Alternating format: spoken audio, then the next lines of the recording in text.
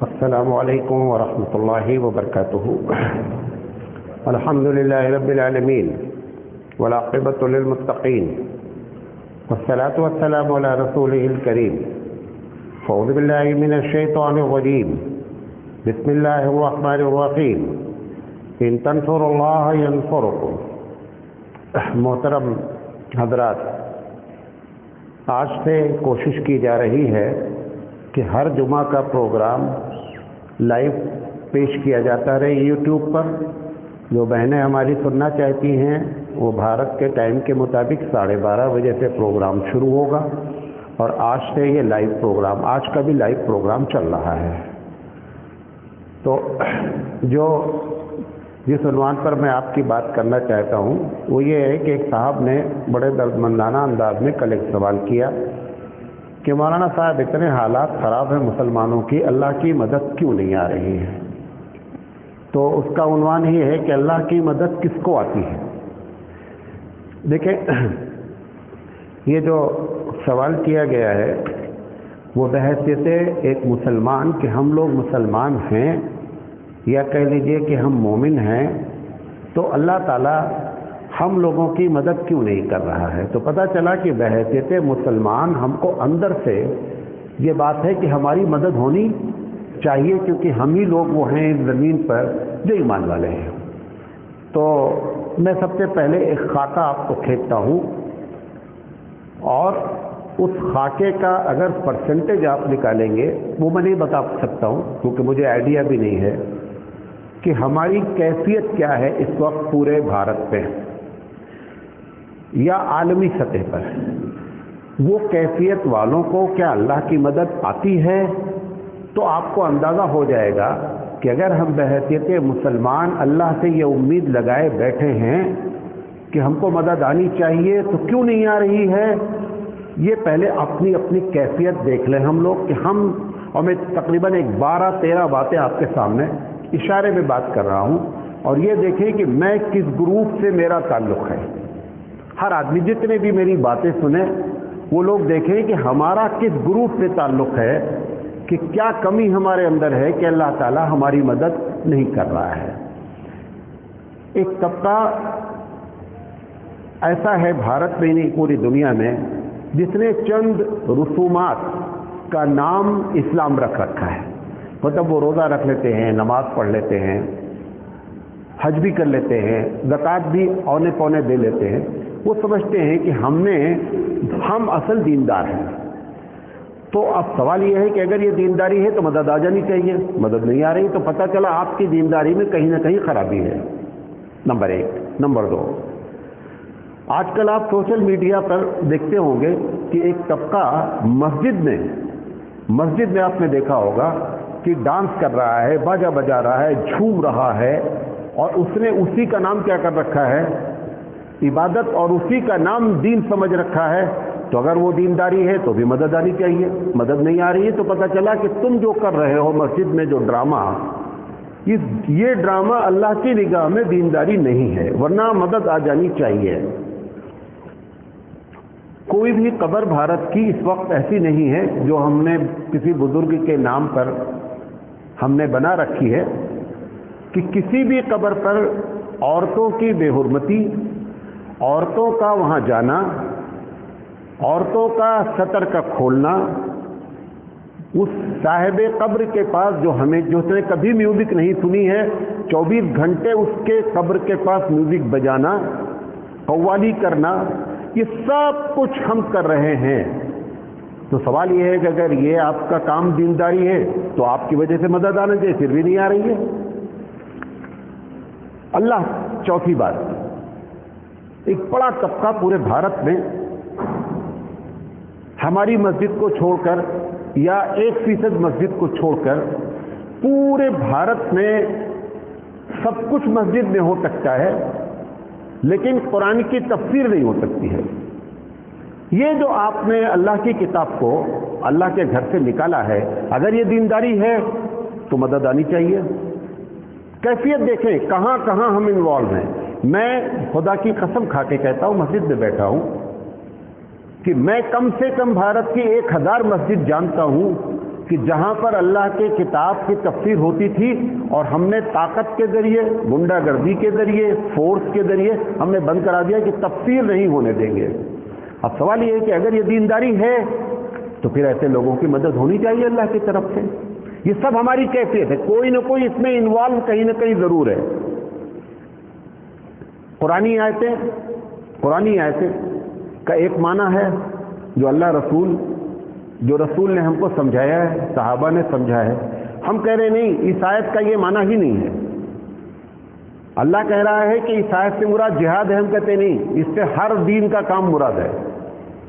سوال یہ ہے کہ کم سے کم 500 تفسیریں لکھی گئیں، اس میں سے کسی نے نہیں کہا کہ اس آیت جہاد کا معنی دین کے سارے کاموں، کہتا نہیں جہادی مراد ہے سارے مفسرین، لیکن ہم اپنے آپ کو کہتے ہیں کہ نہیں، اس سے جو ہے وہ ہر کام مراد ہے دین کا۔ اب سوال یہ ہے کہ جب قرآن کی آیت کو اپنے مرضی کے تحت ترجمہ کیا جائے، اپنے مرضی کے تحت تفسیر کی جائے، ایک آیت، بعض آیتیں ایسی ہیں، بعض ترجمے ایسے ہیں کہ 240 صفحے کتاب لکھی گئی ہے کہ اس قرآن کے ترجمے میں اتنی غلطی ہے، 240 صفحے لکھے ہوئے ہیں کہ فلاں جگہ غلطی ہے۔ اب سوال یہ ہے کہ جب قرآن کے ساتھ ایسا مذاق کیا جا رہا ہے تو یقینی بات ہے کہ اللہ کی مدد، اگر تمہاری سمجھ سے دینداری تھی تو مدد آنی چاہیے، مدد نہیں آ رہی ہے۔ ایک طبقہ اپنی مرضی کے تحت ہر جس کو چاہتا ہے دین بنا دیتا ہے، کبھی کہتا ہے جمعہ کو قبرستان جانا دین ہے، کبھی کہتا ہے مردے کو پھول کے ساتھ ڈالنا دین ہے، کبھی کہتا ہے جنازے پہ پھول ڈالنا دین ہے۔ ایک مرتبہ نہیں سوچتا کہ حبیب مصطفیٰ کے رشتہ دار بھی انتقال کیے، انہوں نے پھول کتنا ڈالا ہے، انہوں نے قبرستان جانے کے لیے کیا باتیں کہی ہیں۔ حضور نے فرمایا زوروا مقابرکم لتذکر الموت، کہ لوگوں قبرستان جایا کرو تاکہ اپنی موت کو یاد کرو۔ آپ جاتے ہیں پھول چڑھانے، آپ جاتے ہیں چادر چڑھانے۔ تو دین کو اپنی مرضی کے تحت کھولے نہیں دروازہ، بھائی کیوں کھول رہے ہیں؟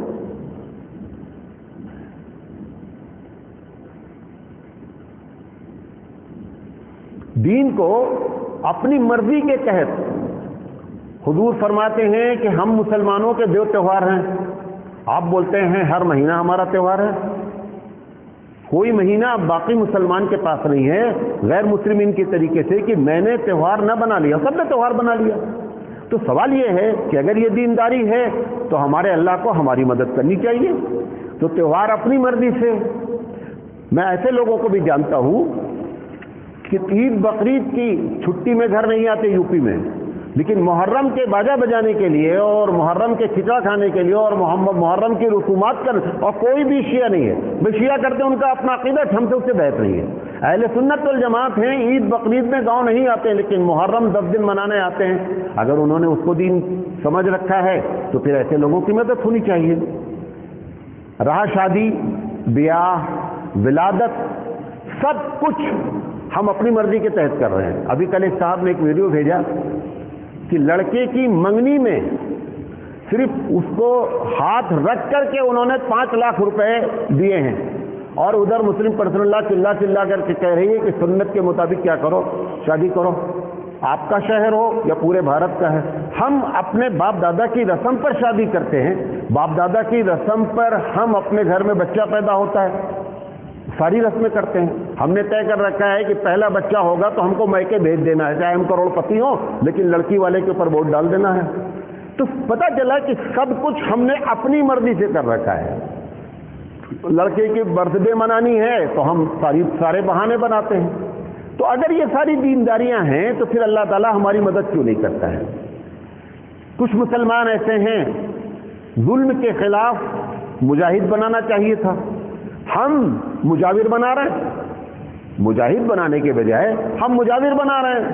اور سب آپ جانتے ہیں، بغیر میرے ایک بھی مجاور الا ماشاءاللہ میں نہیں کہتا ہوں، ایک وقت کی نماز نہیں پڑھتا ہے، سارے چرسی، گانجا پینے والے، سارے، حالانکہ حتیٰ کہ ناپاک کی حالت میں سب وہیں بیٹھے رہتے ہیں، سب آپ جانتے ہیں، مجھ سے زیادہ جانتے ہیں، اور اسی کا نام کہ وہ دیندار ہیں۔ تو سوال یہ ہے کہ اگر آپ کے لحاظ سے دینداری ہے تو رب ذوالجلال کی مدد کلک کرنی چاہیے۔ کچھ لوگوں نے ابھی حال میں غیر مسلمین کی ارتھی اٹھا لینے کا نام سمجھ رکھا ہے کہ ہم بہت بڑا کام کر رہے ہیں۔ ان کی رسومات کو ادا کرنے کا نام انہوں نے سمجھ رہا ہم خدمت خلق کر رہے ہیں، حتیٰ کہ ان کو آگ میں جلانے کا کام سمجھ رہے ہیں کہ ہم خدمت خلق کر رہے ہیں۔ تو بہت بڑی خدمت خلق آپ لوگ کر رہے ہیں ہر شہر میں، تو بھی اللہ تعالیٰ کی مدد آ جانی چاہیے تھی بھئی، تمہارے طفیل میں کم سے کم شہری میں مدد کوئی نظر آ جاتی۔ ہر مسلمان چمتکار کا انتظار کر رہا ہے، ان کو بتا دو اوپر چلے جائیں۔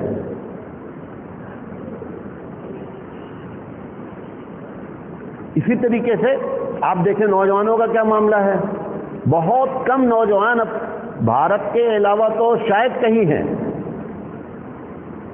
عورت ہماری بچیاں بہنیں ہماری بوائے فرینڈ بنائے ہوئے ہیں، کوئی عیب ہی نہیں ہے۔ بوائے فرینڈ پوچھنا، گرل فرینڈ پوچھنا، یہ کوئی عیب نہیں رہ گیا ہے۔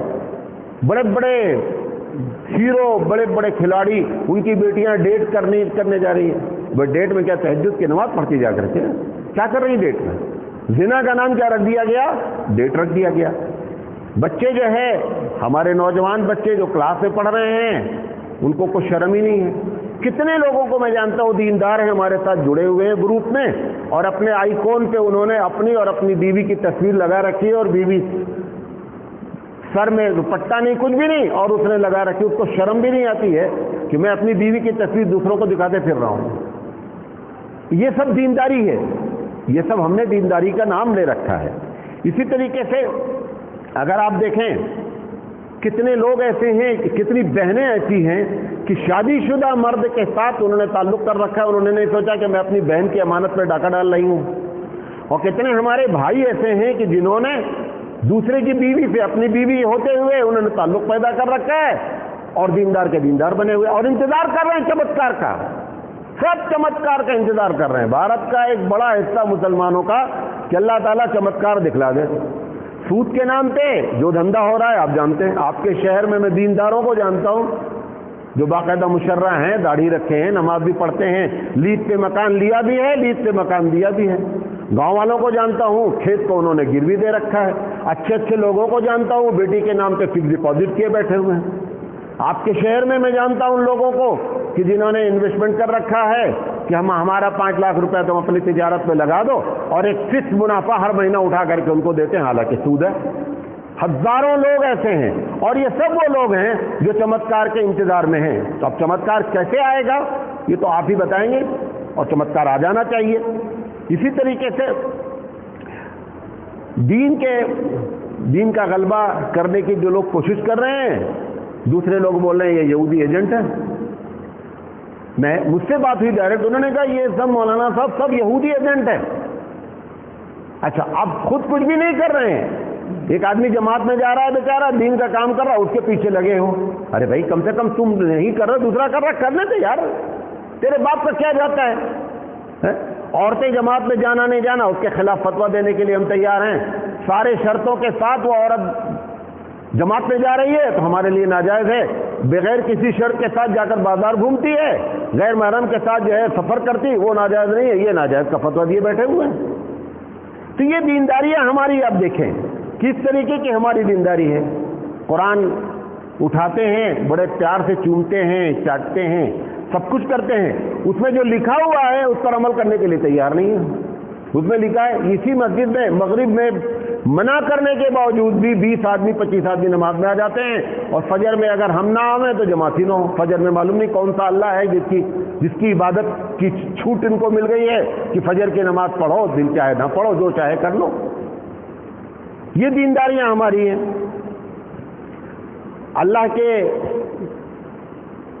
بندوں کو ستانا، صبح ہوتی ہے یہاں میدان میں بیٹھتا ہوں مدرسے کے سامنے، چاروں طرف سے مائک کی آواز آ رہی ہے، کس کو جگا رہے ہیں؟ کس کو جگا رہے ہیں؟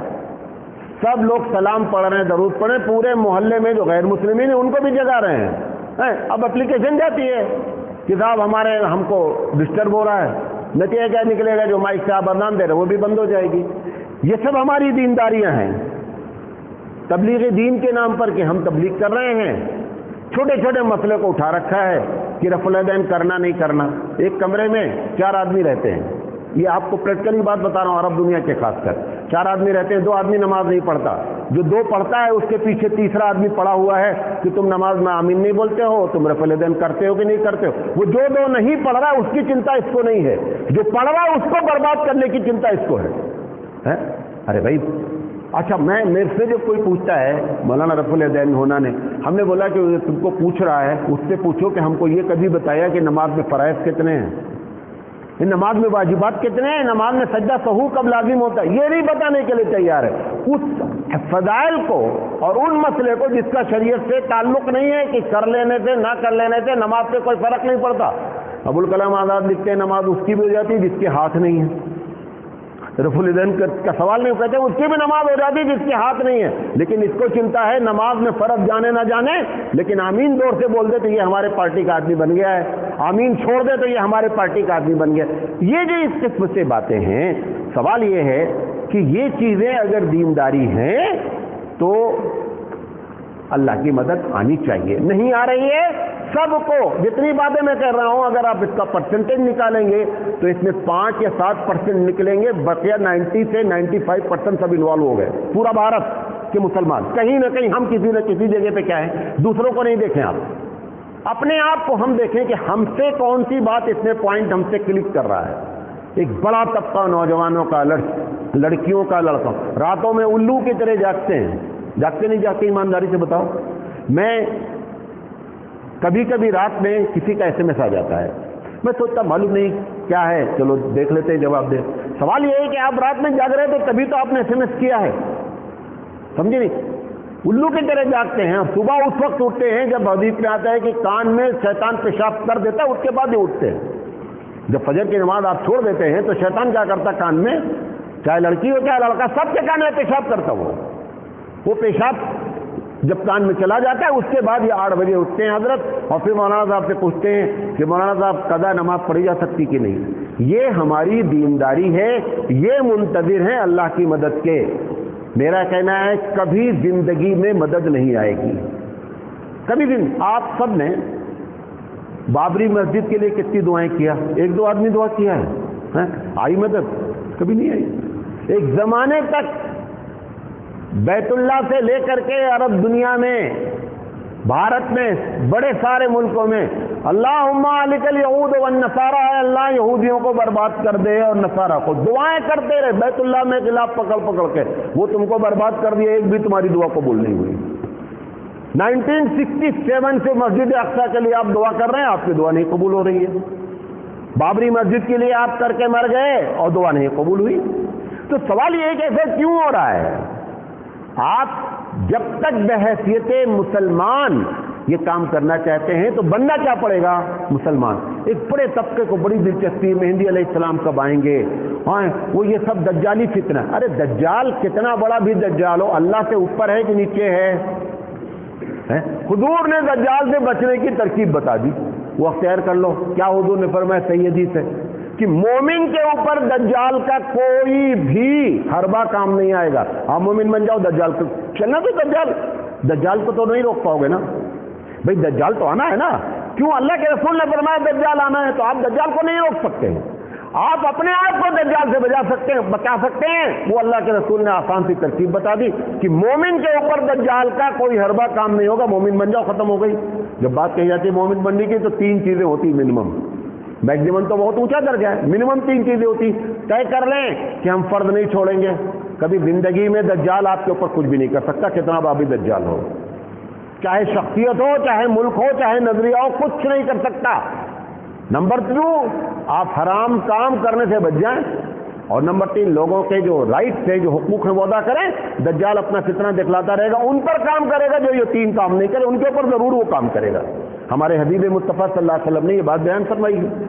लिहाजा ये तो दुआएं हमारी कबूल नहीं हो रही हैं। अब आखिरी बात कि कबूल कैसे होगी, फिर मैंने 4 बातें लिखी हैं। सबसे पहली चीज ये है, मेजॉरिटी ऑफ द मुस्लिम इस्लाम पर अमल करने के लिए अपने आप को तैयार कर ले। आपकी दुआ, जंगे बदर में अल्लाह ने मदद की, क्यों मदद की? क्योंकि 100% वो कौन लोग थे कि जो अल्लाह की बात के अलावा किसी की बात नहीं मानते थे। आप सबकी बात मानते हैं, تو ایک کام یہ کرنا ہے کہ میجارٹی آف دا مسلم جو ہے وہ اسلام پر آ جائے، تب اللہ چمتکار دکھلائے گا، اور اس نے چمتکار دکھلایا ہے۔ پوری دنیا تھک گئی، افغانستان پر قبضہ نہیں کر سکی، کیوں؟ کیونکہ انہوں نے اپنی ذاتی زندگی سے لے کر حکومتی سطح پر کس کی بات مان رکھی ہے؟ اللہ کی بات مان رکھی ہے۔ 21 ملک کی فوجی طاقتیں سرنڈر ہو گئیں، ہوئی کہ نہیں ہوئی؟ جن کے پاس پتھر سے لڑنے کا جگاڑ تھا، انہوں نے کیا کر دیا؟ ان میزائلوں کو فیل کروا دیا۔ تب اللہ جو ہے ایسے لوگوں کی مدد کرتا ہے۔ ایسا نہیں ہے کہ مدد جنگ بدر ہی میں ہوگی، مدد افغانستان میں بھی ہوئی ہے، مدد آپ کی بھی ہو سکتی ہے، کیونکہ اللہ وہی ہے، رسول وہی ہے، کتاب وہی ہے۔ تو پہلی چیز یہ ہے۔ دوسری چیز جو اللہ تعالیٰ نے یہ بات کہی، جو میں نے آیت پڑھی کہ ان تنصروا اللہ ینصرکم، اگر تم اللہ کے دین کی مدد کرو گے تو وہ تمہاری مدد کرے گا۔ یہ اللہ نے کنڈیشنل رکھا ہے۔ اللہ کے دین کی مدد کرنے کی جہاں تک بات آتی ہے، دوسری جگہ قرآن مجید نے یہ بات کہی کہ لَيَنْصُرَنَّ اللَّهُ مَن يَنْصُرُهُ، اللہ ضرور مدد کرتا ہے جو اس کی مدد کرتا ہے۔ ان اللہ لَقَوِيٌّ عزیز، کیونکہ بڑا طاقتور، اس کے سامنے کسی کی نہیں چلتی۔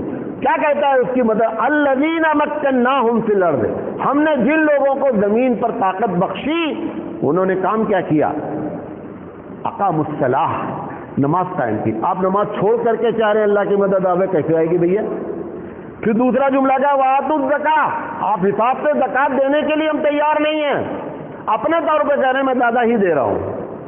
نمبر تیسرا لکھا ہے امروا بالمعروف ونہوا عن المنکر، اور لوگوں کو بھلائی کا پرچار کرتے، برائی سے روکتے۔ آپ جب کسی کی برائی دیکھتے ہیں، آپ بولتے ہیں اگر برائی پہ بات کریں گے تو پبلک ٹوٹ جائے گی، پبلک ٹوٹ جائے گی، لوگ ناراض ہو جائیں گے۔ اللہ بول رہا ہے کہ ہم مدد کریں گے، شرط یہ ہے کہ تم بھلائی کا پرچار کرو، برائی سے روکو۔ آپ نے کہہ رکھا ہے ہم بھلائی کا پرچار کریں گے، برائی کے بارے میں گفتگو نہیں کریں گے، تو ٹھیک ہے، اللہ کی مدد نہیں آئے گی۔ اور چوتھی چیز کہ اگر بندہ تدبیر اختیار کرتا ہے، پھر توکل کرتا ہے، تو پروردگار عالم اس کی مدد کرتا ہے۔ آپ تدبیر کیا بولتے ہیں؟ نہیں اللہ پہ بھروسہ کرو، اللہ پہ بھروسہ نے فرمایا ایسے جو بولے، میں نے خود ہی آپ کے سامنے تقریر کی کہ ایسا جو بولے کہ اللہ پہ بھروسہ کرو اور تدبیر نہ اختیار کرے، ایسے لوگوں پر اللہ کی لعنت ہوتی ہے۔ تدبیر اختیار، حضور صلی اللہ علیہ وسلم جنگ بدر میں جاتے ہیں، آپ کیا کر رہے ہیں؟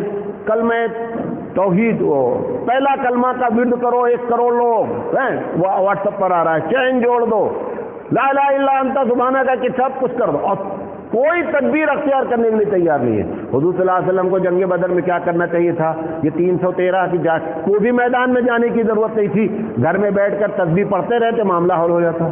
ساری تدبیر اختیار کرنے کے بعد حبیب مصطفیٰ نے اب توکل کیا کہ میرے جو بس میں تھا وہ میں نے اختیار کر لیا، بقیہ جو ہوگی ہم باطل سے ہاتھ ملانے کے لیے تیار ہیں۔ لیکن ساری تدبیر اختیار کی گئی۔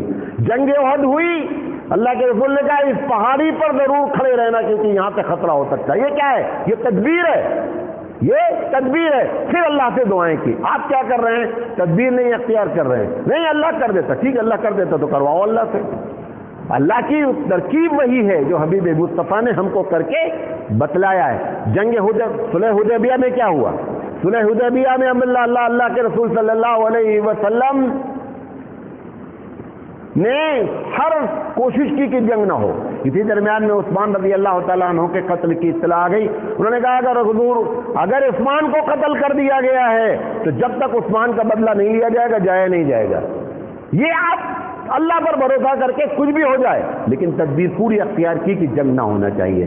تو اور یہ بھی آخری بات کہہ کر، اگر ایسی بات جس حالات جو حالات میں نے نقشہ کھینچا آپ کو نہ شروع کا 10-15 لوگوں کا، اگر ایسے حالات میں اللہ آپ کی مدد کر دے تو آپ کیا بولیں گے؟ کہ نہیں مسجد میں ڈانس کر کے بھی مدد آ سکتی ہے۔ آپ بولیں گے کہ نہیں قبروں پہ قوالی کر کے بھی مدد آ سکتی ہے، سود کا بڈی کا دھندا کر کے بھی مدد آ سکتی ہے۔ تو ساری نیکیاں ختم ہو جائیں گی اور برائیاں وجہ بن جائیں گی اللہ کی مدد آنے کی۔ تو اللہ ایسا کیوں کرے گا؟ اس لیے اللہ ایسا نہیں کر رہا ہے۔ ہم اپنا محاسبہ کریں اور یقینی بات جان لیں کہ رسول بھی وہی ہے، زمین آسمان قرآن اللہ سب کچھ وہی ہے، آج بھی مدد آ سکتی ہے۔ شرط یہ ہے کہ جس امید سے آپ مدد چاہتے ہیں کہ مومن کی مدد ہونی چاہیے، مومن بن جائیں، مسئلہ اپنے آپ حل ہو جائے۔ اللہ تعالیٰ سے دعا ہے کہ اللہ تعالیٰ کہنے سے زیادہ عمل کرنے کی توفیق عطا فرمائے۔ ایک ضروری بات یہ ہے کہ بہت سے لوگ تقریر سنتے ہیں ہمارے مولانا ارشاد احمد صاحب سابق مبلغ دارالعلوم دیوبند ہمارے جو تایا ہیں، ان کا تو کئی سال پہلے 22 سال پہلے ہی انتقال ہو گیا، اور بلکہ اور زیادہ ہو گیا۔ آج جو ہے کل جو ہے وہ ہماری بڑی والدہ کا جو ہے وہ انتقال ہو گیا۔ تو آپ لوگوں سے مجھے بہت چاہتی تھیں اور میں ان کا بہت قلوب تھا، لہذا آپ لوگوں سے میری التجا ہے کہ ان کے لیے دعائے مغفرت کریں، اللہ تعالیٰ ان کی مغفرت فرمائے، آمین یا رب العالمین۔